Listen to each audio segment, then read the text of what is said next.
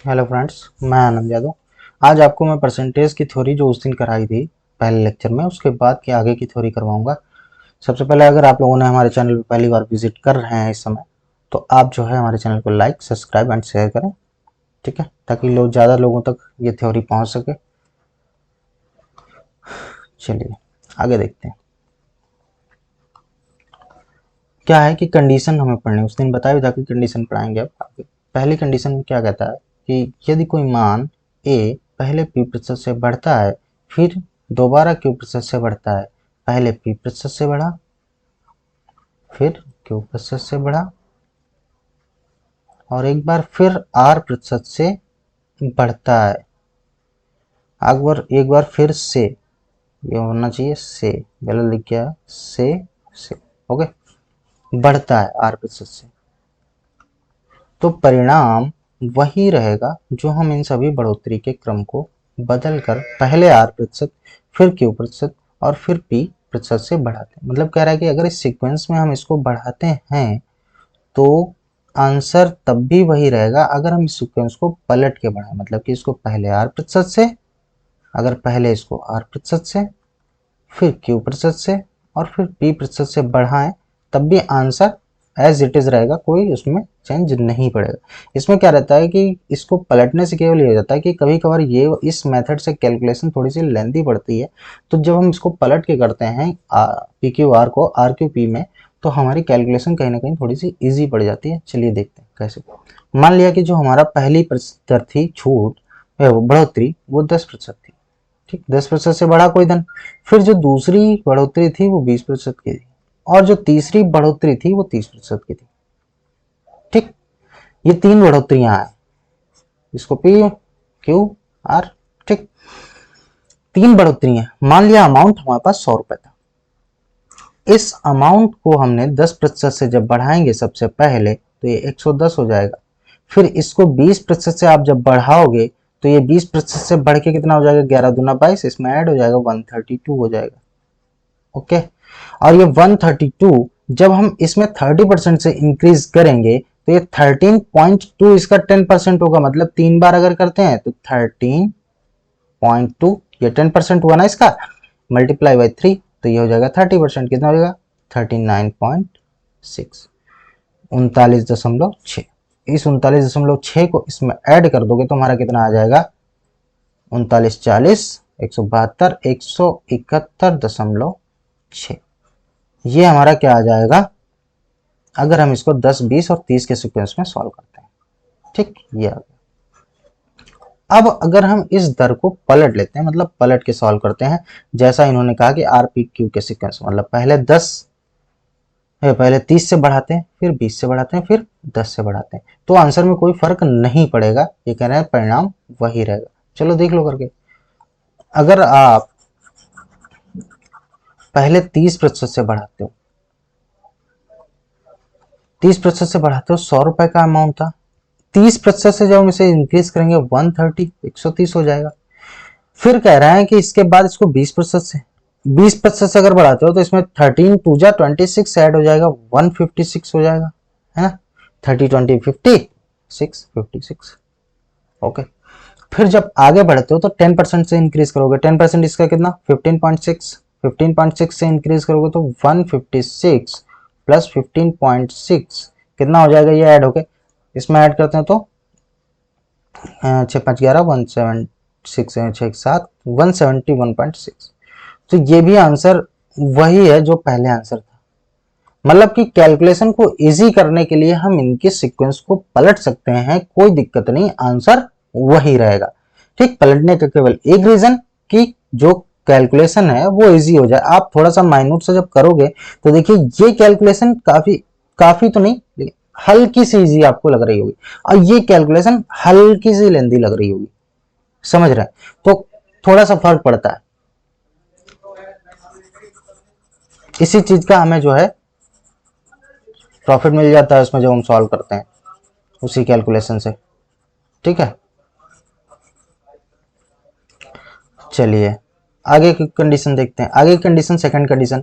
Second condition में क्या है कि यदि कोई मान ए, सेकंड वाली देखिए, यदि कोई मान a p% से घटता है फिर वही दोबारा q% से घटता है, सॉरी p% से घटता है, फिर जो आया वो q% से घटता है, ठीक है, और एक बार फिर से r% से घटता है, तो परिणाम वही रहेगा जो हम इन सभी घटाव के क्रम को बदल कर r% फिर q% और फिर p% से घटाते हैं।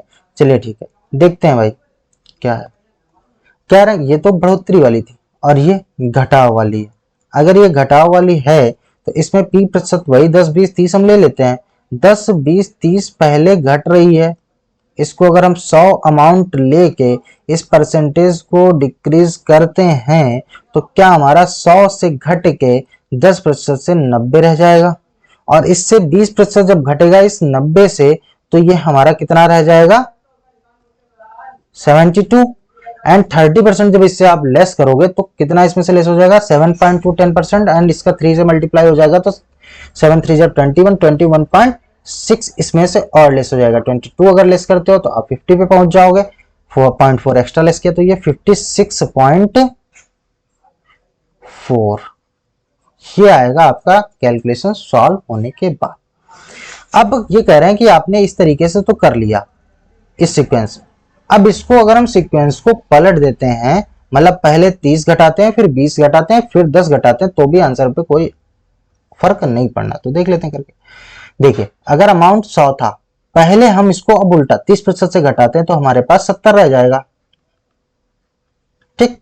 अब अगर हम इसको 20% से घटाते हैं, 20% से घटाते हैं तो हमारे पास कितना रह जाएगा, इसका 20% 14 14 इससे लेस होगा तो कितना रह जाएगा 56।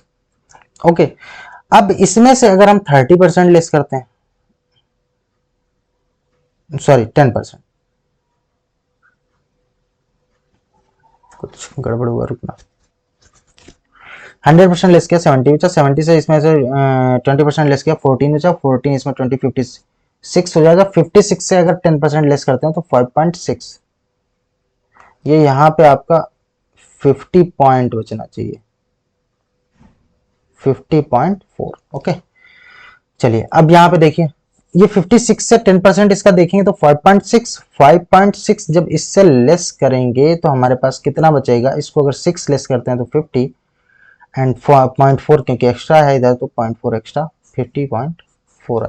देखिए सेम है, वहां पे 56 लिखा 50 होना चाहिए, ठीक है। तो ये सेम है, कंडीशन क्या कर रही थी, यही तो कह रही थी कि अगर पलट के भी हम इसको घटाते हैं तो भी उस पर कोई फर्क नहीं पड़ना, ठीक। ओके समझ गए, तो कोई फर्क नहीं पड़ना, ये भी आपने देख लिया।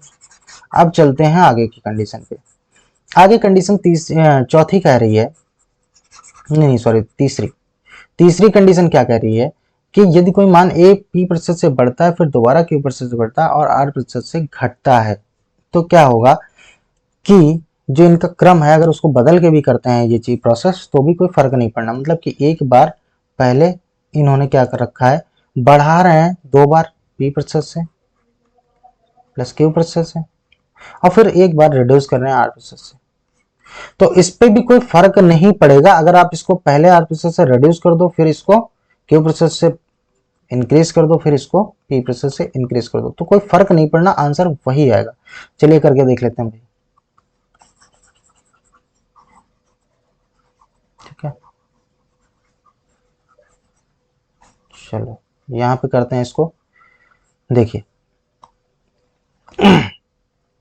यदि कोई मान a पहले p% से बढ़ता, मान लिया बढ़ने की दर 10% थी p, फिर कह रहा है q% से बढ़ता है तो इसको 20 मान लेते हैं, फिर कहता है कि r% से घटता है -r%, ठीक। 10% r% को 30 मान लो, अमाउंट ही मान। अगर हमारे पास 100 रुपए थे और हमने उसको 10% से बढ़ाया तो 110 हो जाएगा, फिर उसको 20% से बढ़ाया तो अभी बताया था ऊपर 132 हो जाएगा, ये कितना हो जाएगा 20% से बढ़ के 132। 132 को जब आप 30% से डिक्रीज करोगे तो क्या ये 10% इसका इस 32 का 10% कितना हो जाएगा 13.2 भाई, इसका 10% 13.2 हो जाएगा और 13.2 क्योंकि 10% है इसे मल्टीप्लाई 30% होते हैं 13, ये 39.6 हो जाएगा आपका इसका 30%, इसको लेस कर दोगे 39.6, तो इसको आप 40 लेस करो, 0.4 एक्स्ट्रा लेस करेंगे तो 0.4 एक्स्ट्रा बाद की में आंसर में जोड़ देंगे। 40 अगर आप लेस करते हो तो 40 लेस करोगे तो आप कितने पे आ जाओगे, 92 पे। ओके 92 पे आ जाओगे, क्योंकि हमने +4 यहाँ पे ज्यादा लेस किया है तो +4 यहाँ पे कर देंगे 0.4, 92.4 आ जाएगा हमारा इस सीक्वेंस में जब सॉल्व करेंगे। ठीक, अब आ जाते हैं, अगर हम इस सीक्वेंस को अपोजिट सॉल्व करते हैं, मतलब कि उल्टा कर सॉल्व करते हैं, पहले R% से घटाते हैं, फिर इसको Q% से बढ़ाते हैं, फिर इसको P% से बढ़ाते हैं, तो आंसर क्या कोई फर्क पड़ेगा? नहीं पड़ेगा। देखो, अगर हम 100 रुपए थे और हमने इसको पहले 30% से घटाया, कितना बचेगा, 70। फिर हमने इसको 20% से बढ़ाया, मतलब कि इसमें 20% से 14 जुड़ जाएगा, 84 हो जाएगा। 84 जब हो जाएगा तो इसको 10% से बढ़ाओगे, मतलब 8.4 इसमें ऐड कर दोगे, कितना हो जाएगा, 4 2 1 कैरी 9, 92.4 हो जाएगा, 92.4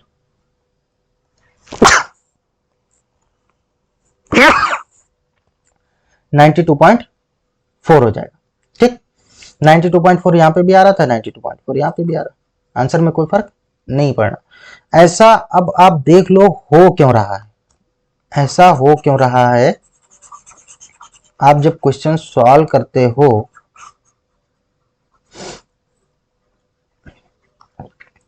देखो मान लिया कोई चीज जब आप इसको सॉल्व करते हो, अगर 10% बढ़ाना होता है तो उसको 11/10 करते हो, अगर 20% बढ़ाना होता है तो आप उसको गुणे में साथ ही में करते हो। मान लिया एक्स अमाउंट था, 10% से बढ़ा, फिर अगले साल 20% से बढ़ा, तो आप इसको 20% के लिए 6/5 करते हो या 12/10 करते हो। ठीक, और फिर अगली बार अगर वो 30% से घट रहा है तो आप इसको 7/10 करते हो। समझ रहे हैं? तो ये जो कैलकुलेशन है, अगर इसको तुम घुमा के भी 7 11 और 6 की गुणा करो, या 6 11 7 की गुणा करो, ठीक है, तो भी कोई फर्क नहीं पड़ना। इस वजह से ही क्या हो रहा है कि वो कोई फर्क सीक्वेंस में नहीं पड़ रहा। अगर आप यहाँ पे 11/10 को बिल्कुल लास्ट में कर दो, क्या कोई फर्क पड़ेगा? नहीं पड़ना फर्क। 7/10 को अगर आप पहले कर दो तो कोई फर्क पड़ना है? नहीं पड़ना फर्क। कैलकुलेशन वही है, क्योंकि मल्टीप्लाई में है सब। समझ रहे? तो कोई फर्क नहीं पड़ना, इस वजह से ऐसी चीजें हो रही हैं। ठीक, चलो आगे देखते हैं। आगे क्या है कि चौथी कंडीशन है ना, चौथी कंडीशन में भैया आ जाओ।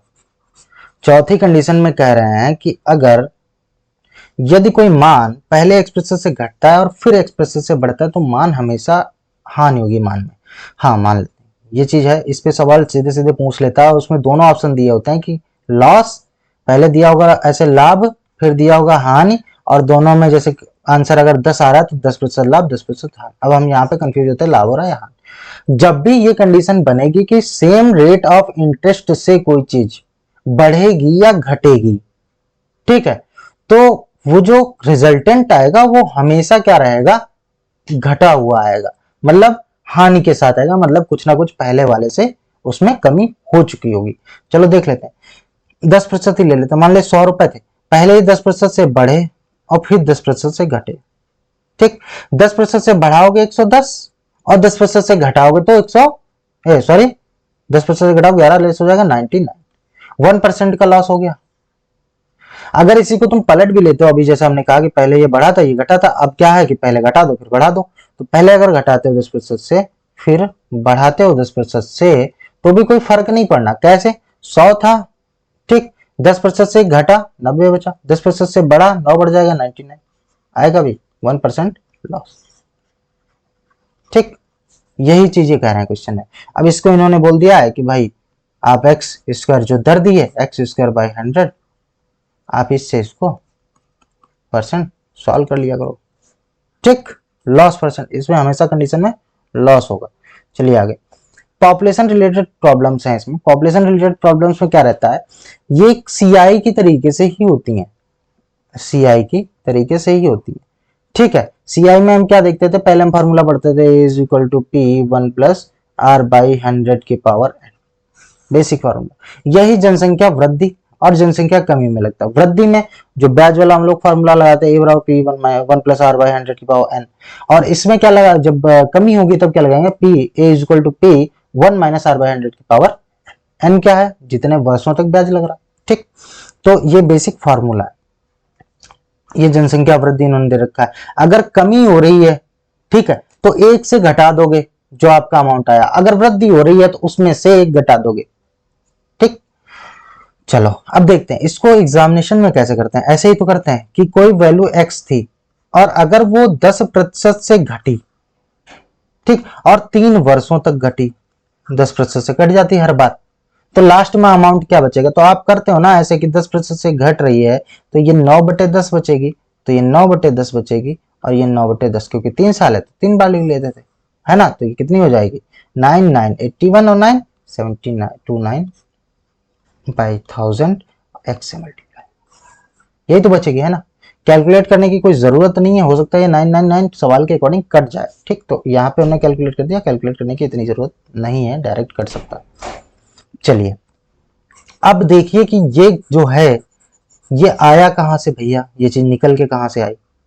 ये जो फॉर्मूला आप देख रहे हो, क्या इसमें अगर आप 10% हाँ डिक्रीज कर रखते हो, डिक्रीज वाला क्या होगा, ये इंक्रीज वाला है, डिक्रीज वाला क्या होगा, p 1 माइनस r बाई 100 की पावर, ये वाला। ठीक है, तो डिक्रीज जब करते हो, अगर इस फॉर्मूले में रखते हो 10% से डिक्रीज करते हो, तो ये p 1 माइनस r मतलब 10 बाई 100 पावर n, 3 सालों तक कर रहे हैं। तो ये 10 0 0 कैंसिल आउट, 10 हो जाएगा ये यहां से मल्टीप्लाई होके, और -1 9/10 की पावर 3 बनेगी। ये p क्या है हमारा, जो अमाउंट हमने यहाँ पे x माना हुआ है, तो ये p, और इसी को पावर को मूव करा के हम इस तरीके से ही तो लिख देते हैं, /10/10/10, वही चीज है।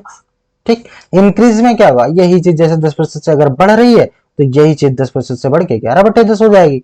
ऐसे सॉल्व करते हैं, तो एग्जाम में इस फॉर्मूले को हम यूज नहीं करते हैं, है ना। p 10% से अगर बढ़ रहा है तो ये 11/10 हम कर लेते थे।